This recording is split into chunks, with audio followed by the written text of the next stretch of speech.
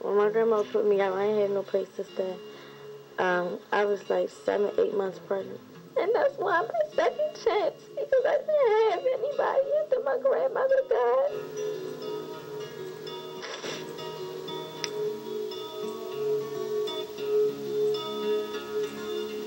Okay, the Second Chance Home Project is a project that is funded by the Welfare Reform Initiative. It is an attempt to take young ladies who are from traditional welfare families. In other words, their families have always, or most of their lives, they have not known any other kind of life other than what it is to receive public assistance. And the second factor is that these young ladies all must have one child, and they also must be in school or be willing to go to school. So this was an attempt to take individuals from the traditional welfare families and to help them to learn how to handle life differently than what they were accustomed to. So it's a wonderful opportunity for them to not be completely independent, but to learn what it's like to be somewhat independent. So it's an opportunity for them to learn. It's also an opportunity for them to see that independence involves responsibility. And what we find out also is that they learn from each other because they're in apartments, they're right next door, so that it's pretty much like a neighborhood, and they meet together, they talk together. Some of the problems they solve themselves by giving advice to another person. The Second Chance Home Project technically has 3 partners, with Family and Children's Services being the lead partner. Then there's Paquin School, which says that the girls can come there for their education, as well as daycare for their child. And then there's the St. Ambrose Housing Center, which owns the housing, and they are responsible for the maintenance and the upkeep of the housing that we are operating the program in. One of the key ingredients in Second Chance Home Project is being there for the young ladies. Okay, we had meetings, I think, every week or twice a week. And if we had problems, we could go and talk to them, and they showed us better ways to raise the kids, to deal with them. You know, if they did something wrong and we didn't know how to handle it, they would tell us what to do. Miss Marshall Knox, she helped me. She helped me a whole lot.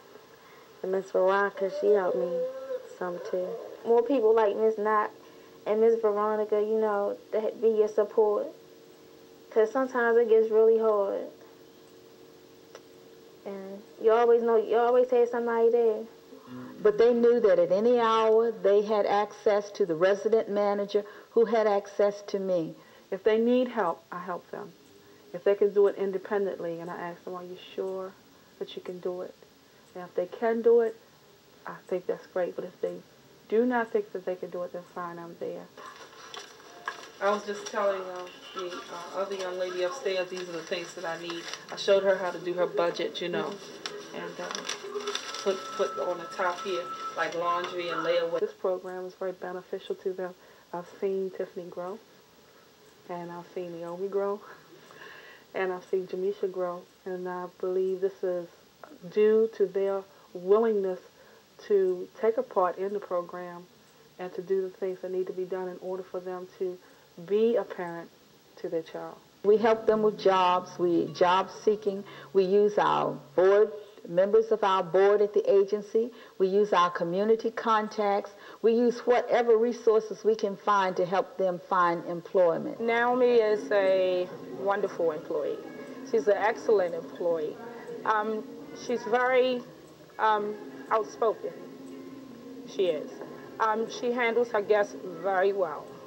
She's just actually wonderful. She just has that attitude that we're looking for. It's real nice. I like working here because I like being around a whole lot of people. Accepting them on their own terms.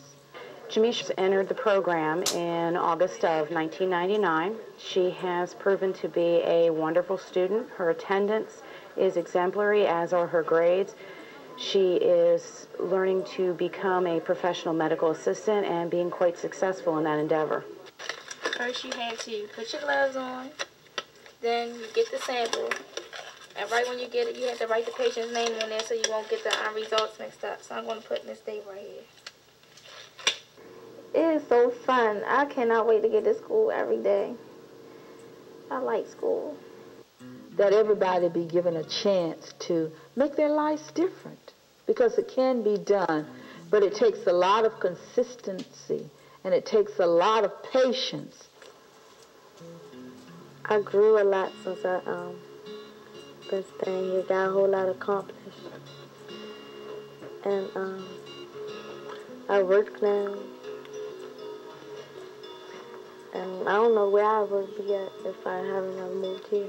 You know, it gave us a lot of responsibilities, taught us how to take care of our children a little bit better, taught us how the atmosphere would be of living on our own before we could actually get an apartment ourselves. And, you know, being in a house just by ourselves with the children, no one else around, you know. And, you know, we interacted with each other, too, the other girls. So it was fun. It was okay. We have made them to be able to think beyond what they were thinking when they initially came to the program. If it were an ideal world, I would wish that there were enough second chance homes that every young lady who has one child, who wants to complete her education, and maybe for some young ladies who have 2 or 3 children, that they would be given the opportunity to make their lives different. I would love to have 20, 25 apartments and a longer period of stay. And it just needs to be more programs like Second Chance to give other people a chance to make a better life for themselves and their baby.